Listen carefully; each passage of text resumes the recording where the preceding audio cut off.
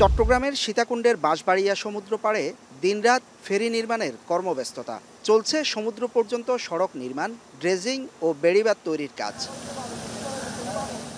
প্রথমবারের মতো ফেরি যোগাযোগের আওতায় আসছে চট্টগ্রামের সন্দ্বীপ উপজেলা, যেটি যোগাযোগের ক্ষেত্রে নতুন দিগন্তের সূচনা করবে বলে মনে করছে এ দ্বীপের কয়েক লাখ মানুষ।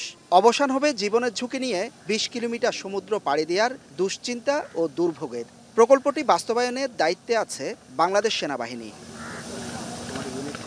রোববার সকালে প্রকল্প এলাকায় নির্মাণ কাজ পরিদর্শন করেন সড়ক পরিবহন ও সেতু উপদেষ্টা ফাউজুল কবির খান। জানান, আগামী মার্চেই কাঙ্ক্ষিত এ ফেরি চলাচল শুরু হবে। প্রধান উপদেষ্টা ওনার নির্দেশ হচ্ছে যেসব জায়গায় উন্নয়নের ছোঁয়া পৌঁছে না সেসব জায়গায় পৌঁছাতে হবে আমাদেরকে।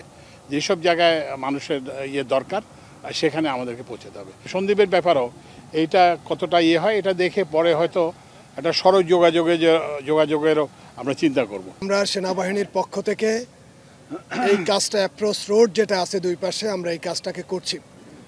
আমরা টার্গেট নিয়েছি যে মার্চের 10 তারিখের মধ্যে এটা ইনশাল্লাহ অপারেশনাল জন্য প্রস্তুত হবে। এ সময় উপদেষ্টা জানান, ভোলায় গ্যাস পাওয়া যাওয়ায় সড়ক যোগাযোগ চালুর উদ্যোগ নিচ্ছে সরকার। সন্দ্বীপেও গ্যাস পাওয়া যায় কিনা তা শিগগিরই অনুসন্ধান কাজ শুরু হবে। ভোলাতে আমরা এখন কেন দ্বীপের কথা চিন্তা করতেছি, ব্রিজের কথা কেন চিন্তা করছি, কারণ হচ্ছে ওখানে গ্যাস পাওয়া গেছে বুঝছেন। তো ওই জন্য ওখানে মানুষের যাতায়াতের প্রয়োজন বাড়ছে, ওখানে শিল্প হবে, সেখানে যাতায়াতের। তো ওই জন্য এই সরকারের একটা প্রধান হচ্ছে যে উন্নয়নটাকে যেসব জায়গায় পৌঁছায় নাই সেসব জায়গায় পৌঁছে দেওয়া। এই দিন কুমিরা ফেরিঘাটও উন্মুক্ত হয়েছে। এতদিন ঘাটটিতে মাত্র একটি প্রতিষ্ঠান যাত্রী পারাপার করত। আরও একটি প্রতিষ্ঠান যোগ হওয়ায় ভাড়া কমেছে প্রায় ১৩০ টাকা। এক কর্তৃপক্ষের হাতে যদি এটা চলে যায় তাহলে আমরা তাদের কাছে বন্দী হয়ে যাই। আশা করি নতুন একটা প্রতিষ্ঠান হলো, আরও কোনো প্রতিষ্ঠান হইলে আমরা সেটাকে ওয়েলকাম জানাই। আমাদের কাছে অত্যন্ত খুশি লাগছে। এখানে ব্যবসা বাণিজ্য বাড়বে, যোগাযোগ বাড়বে, এখানে মানুষের কর্মসংস্থান তৈরি হবে। এবং আপনারা জানেন সন্দ্বীপ একটা দ্বীপ, এই দ্বীপ এটা একটা পর্যটন হতে পারে। ভবিষ্যতে সন্দ্বীপে ফেরির পাশাপাশি সড়ক নির্মাণ করা যায় কিনা তাও ভাবছে সরকার, তবে এটি বেশ ব্যয়বহুল।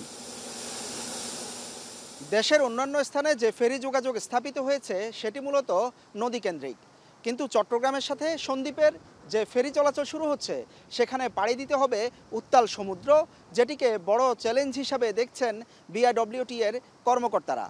তবে তারা বলছেন সেজন্য সাধারণ কোনো ফেরি নয়, উন্নত মানের ফেরি সংগ্রহ করা হচ্ছে। সেটি আগামী জুন নাগাদ এখানে এসে পৌঁছাবে।